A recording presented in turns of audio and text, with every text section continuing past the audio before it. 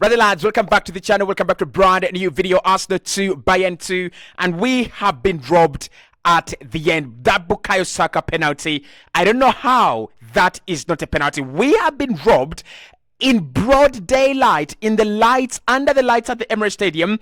We have been robbed. But I think Mikel Arteta and this Arsenal team, we've got to reflect onto our performance tonight. We've got to look into our performance tonight, and we have to agree it wasn't good enough. We have to agree this was not the performance that this Arsenal side was supposed to put in, letting Bayern back in the game and giving them a very, very comfortable lead until 70 minutes into the game.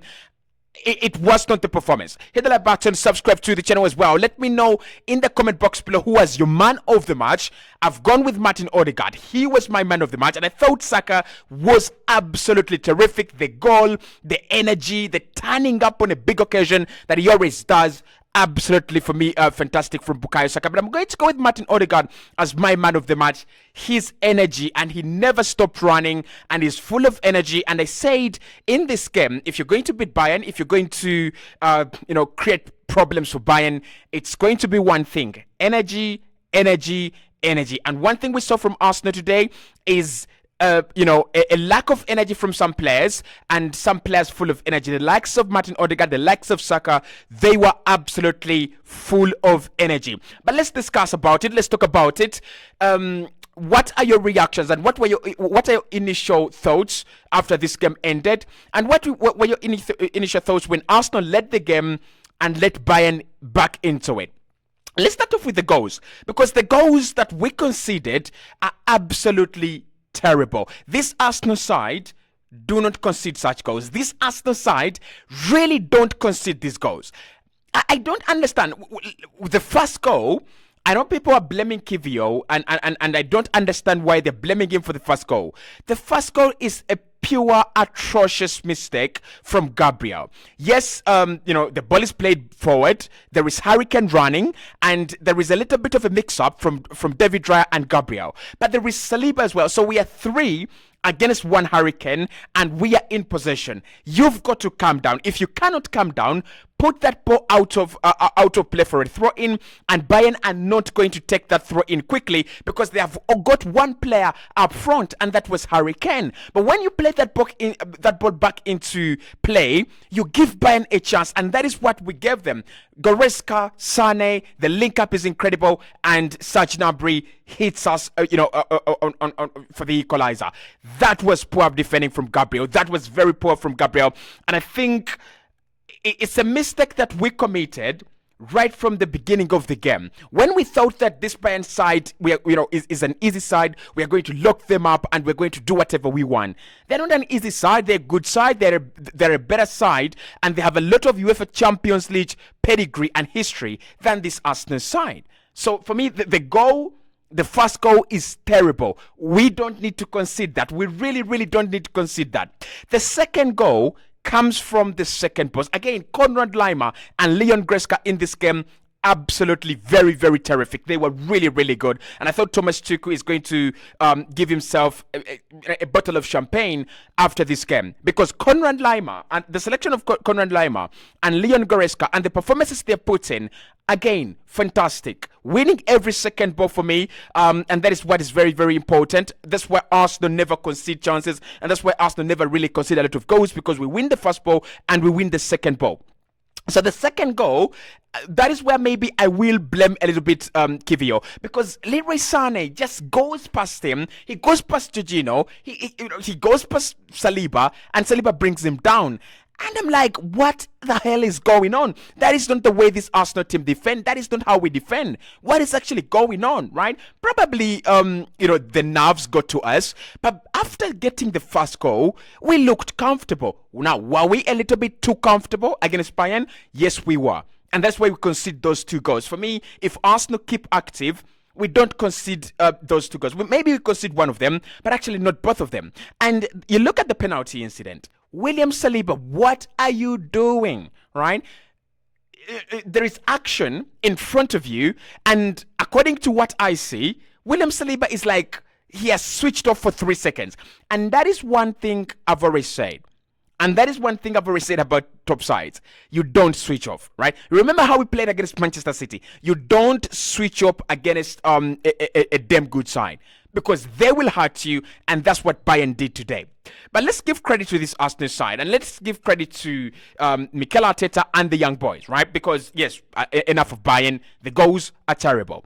But we did a good job. And this is an Arsenal side that has really struggled at the quarterfinal stage, and it was not going to be easy. This is not the best Arsenal side we have ever seen in history. This is simply one of the good Arsenal sides that we have had, right? And we have that curse. And we have had that problem with the semi-final, with the round of 16 and the quarterfinals, right? So it was never going to be easy. Mentally, these players are very young. You look at the average age, for example, in that midfield, Konrad Laimer and Goretzka. Goretzka has won the Champions League with Bayern, so has Kimmich as well, and the likes of Manuel Neuer. What an advantage it was for them to come, for him to come back in this game. But what Arsenal did very well, and what I liked, is we controlled many parts of the game. And as we go to the Allianz Arena, we have now gotten a good test of this Bayern side. We know what they can do and we know what they cannot do, right? We're going to get to the mistakes that Arsenal committed and the wrong game plan for me, and why we didn't stop the wide players, why we didn't stop the energy on the flanks, because we know they have energy in Serge Gnabry, they have energy in Leroy Sané, and they have energy in players like Alphonso Davies. Why we didn't try to stop that, we'll talk about that. But the positives for me is that, one, we don't lose this game, right? But then probably the negative is that we don't win the game under lockdown. Because Bayern were under lockdown. They didn't have any fans in this game. They didn't have nothing in this game. All Arsenal had to do was to beat Bayern without fans. In front of 60,000 fans, Bayern have given themselves a massive advantage to take it to the Allianz Arena and, blow Arsenal out of proportion. They could blow us out of the water, right? That game is going to have more, pressure and more tenacity from Bayern, and I think we're going to be under more pressure, because after that game, Arsenal then are walking into a trap of Wolves, Chelsea and Tottenham, right? And before that game, we actually take on Aston Villa, which is a very difficult game. But let's talk about this goal, right? Let's talk about these two players. Let's talk about the Leandro Trossard equalizer. We're going to talk about the first goal as well. Let's talk about this too, right?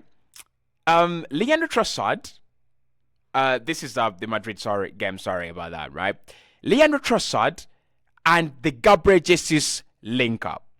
Now, what we saw from Bayern, again, Bayern could have won this game, by the way, right? Bayern could have won this game.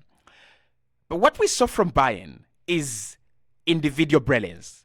And I thought, I was watching highlights, a little bit of highlights from the Real Madrid game. And I was like, how do Arsenal really get this quality? Phil Foden, Josko Gvardiol, Fede Valverde. And I'm like, how do we get this kind of quality, individual brilliance, into this game? And when Mikel Arteta brings on those two substitutions, I'm like, those are the right moves. Those are the right moves for this game. I thought Gabriel Martinelli was very quiet, but it's not his fault. I thought we couldn't bring him into the game, the same as Kai Havertz. We failed to bring them into the game. So when Gabriel Jesus comes on, one thing he does, he changes the game for us. He really, really does. And remember in my starting 11, if you have watched the video, I said Gabriel Jesus starts and Kai Havertz comes off the bench. Why? Because I was talking about energy. Jesus' energy, Martinelli's energy, Saka's energy, Odegaard's energy. And that is what Bayern cannot cope with, right? So Thomas Tuchel did brilliantly. He made this team sit in, right? His game plan was, don't allow Arsenal to run in behind. Don't allow Arsenal to utilize the runs in behind from Saka and Gabriel Martinelli, because they will tear us apart. You remember when I talked about the Karim Adeyemi paradox for Bayern? They dealt with it very well when it came to Gabriel Martinelli. And I thought Leandro Trossard is a very important player, and I think he will be a very important player as well when we go to the Allianz Arena. Because what he did, he just drifts inside and allows Gabriel Jesus to find him as the number 9. That was a sweet goal. Really, really sweet goal. The first goal, it's typical Arsenal season goals, right? A bit of brilliance from Odegaard to find Saka. Saka finds Ben White. Absolute quality from Ben White, because what is even, how does he do that, right? And then he finds Saka, and Saka bends it around Dyer and into the back of the net. And Arsenal have a firm grip on that game, but then we let it loose. So these are the lessons that, and of course we'll do for the 5 things we learned, but these are the lessons that we take away from this game. Number 1, mistakes will outdo you in the UEFA Champions League. You cannot score 2 goals against Bayern. Bayern, who created 1 good chance, and that was Kingsley Coman hitting the back, the post as the game was ending, right? So you cannot create 1 good chance against Bayern. You cannot let Bayern create 1 chance and score 2 goals, right? So we outdid ourselves, and we've got to do that. Secondly, we were robbed. We were robbed because how is that not a penalty? How is that not a penalty? In which world is that not a penalty? Now, I do understand Saka does stick a leg, right, into Manuel Neuer. But when you look at Manuel Neuer there, you look at his face, he knows he has made a mess of that, right? He knows he has made a mess of that. And maybe this is the question for you. Should Saka be stronger and, run in and probably try to score that, or should he try to win the penalty? For me, the chance for the penalty is there. Bayern have received a penalty on their side that wasn't really very soft, but you give it, I cannot argue against it. That Bukayo Saka is the same penalty incident. You give it, no one is going to argue against that. We have seen those given, and that was a clear-cut penalty. So we were robbed in this game. Number 3, take your chances, right? Before Bayern equalize, Ben White has a glorious chance that he hits into Manuel Neuer. If Ben White scores that, it's 2-0. Bayern we blow Bayern out of proportion, right? But now it goes to the Allianz Arena. Arsenal are very good away from home, and it's going to put now Bayern into our shoes, right? Because we're going to go to the Allianz as the team looking to be, disciplined. They came at the Emirates Stadium. They were disciplined. I loved it. Let's wait and see what they do at the Allianz Arena. Are they going to stay disciplined? Are they going to allow Arsenal to catch them on the break? Again, Thomas Tuchel has got big decisions to make, but for this one, it ends 2-2, and I'm really disappointed.